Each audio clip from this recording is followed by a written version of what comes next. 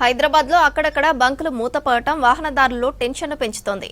కేంద్ర ప్రభుత్వ ఆదేశాలతో క్రెడిట్ లిమిట్కు ఆయిల్ కంపెనీలు బ్రేక్ వేయడంతో ఈ పరిస్థితి వచ్చిందని తెలిపారు డీలర్లు. అయితే దేశంలో పెట్రోల్ కొరత లేదని, వాహనదారులు అసత్య ప్రచారాలు నమ్మవద్దని సూచిస్తున్నారు అధికారులు.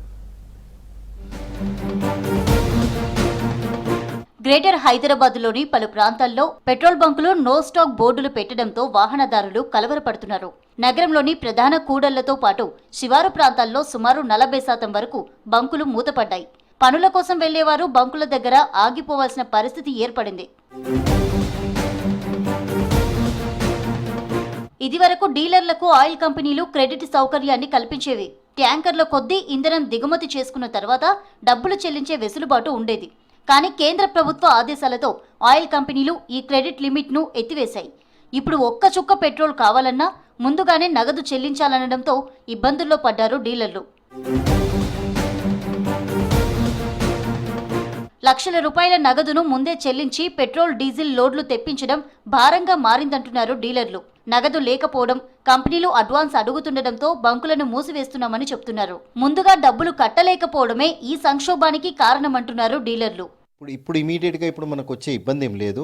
ఇంకోటి దానికి తోడు ఏమవుతుందంటే, మాకు ఆయిల్ కంపెనీలు మాకు క్రెడిట్ ఫెసిలిటీ ఉండే, ఇమీడియట్గా రాత్రి ఆ ఫెసిలిటీ తీసేయటం వల్ల మేము ఇమీడియట్గా సుమారుగా ఒక్కొక్క డీలర్ సేల్స్ వాల్యూమ్ బట్టి 50 లక్షలు కావచ్చు, 1 కోటి 2 కోట్లు కూడా కావచ్చు.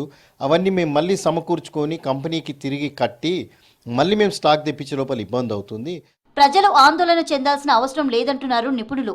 ఇది కేవలం డీలర్లకు, కంపెనీలకు మధ్య ఉన్న ఆర్థిక లావాదేవీల సమస్య మాత్రమే అన్నారు.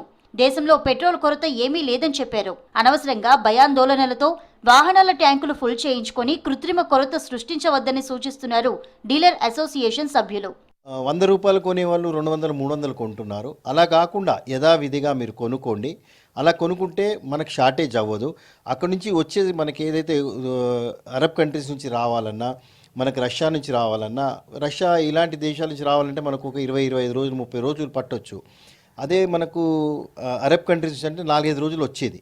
సో ఈ గ్యాప్, ఈ సైకిల్ అనేది తిరగడానికి కొంచెం సమయం పడుతుంది. సో ఈ సమయంను మీరు అందరూ దృష్టిలో పెట్టుకొని ఆలోచించి వృధాగా తిరగకుండా, వృధాగా ఖర్చు చేయకుండా, ఇలాంటి సమయంలో మన దేశానికి మనం సపోర్ట్ ఇవ్వాలి. కాబట్టి ఇలాంటి స్థితిలో యుద్ధ సమయంలో మనకు కాకపోయినా ఎవరికైనా మనకు ఇబ్బంది అవుతుంది కాబట్టి, ఎకానమీ దెబ్బపడుతుంది కాబట్టి మీ అందరికీ కోరేది ఏంటంటే, మీరు ప్యానిక్ బయింగ్, కృత్రిమ కొరత సృష్టించొద్దు. షార్టేజ్ ఏముండదు. కాకపోతే మనం ఎక్కువ కొంటే షార్టేజ్ అవుతుంది, తక్కువ కొనుక్కుంటే ఈ షార్టేజ్ ఉండదు. హైదరాబాద్లో నో పెట్రోల్ స్టాక్ పరిస్థితి తాత్కాలికమే అంటున్నారు అధికారులు. డీలర్లు, ఆయిల్ కంపెనీల మధ్య సమస్యలు పరిష్కారమైతే మళ్లీ సాధారణ పరిస్థితులు వస్తాయని తెలిపారు. అప్పటి వరకు సోషల్ మీడియాలో వచ్చే అబద్ధపు ప్రచారాలు నమ్మవద్దని సూచిస్తున్నారు.